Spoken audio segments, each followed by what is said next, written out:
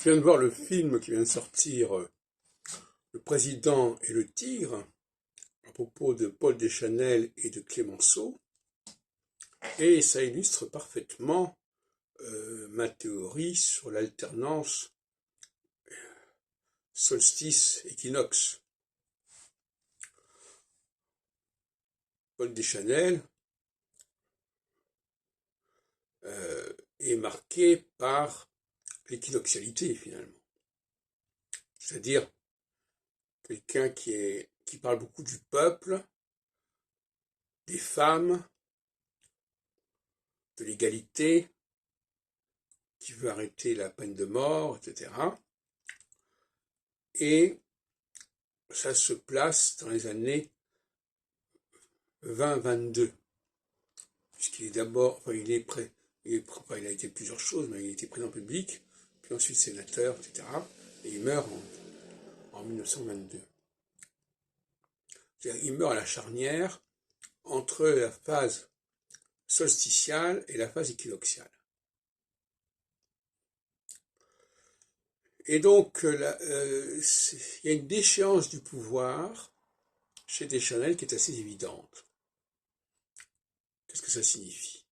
Ça signifie que le passage du solstice à l'équinoxe, de la carte solsticiale à la carte équinoxiale, chacune faisant 7 ans, correspond à une dégradation du personnage qui se met en avant, qui croit avoir un destin particulier, et qui finalement est rétrogradé, si on peut dire.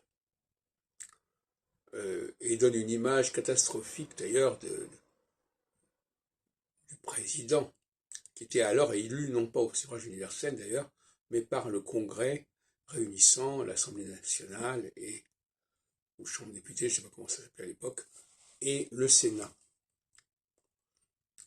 Donc cette période charnière est très bien illustrée par Jacques Gamblin dans le rôle de Deschanel et par André Dussolier dans le rôle de Clemenceau, sans parler d'autres personnages qui sont mis en évidence comme Millerand, qui est d'abord président du Conseil, puis président de la République, à la démission de Deschanel de sa présidence, mais lui-même, il continue à avoir une carrière politique pendant quelque temps en tant que sénateur.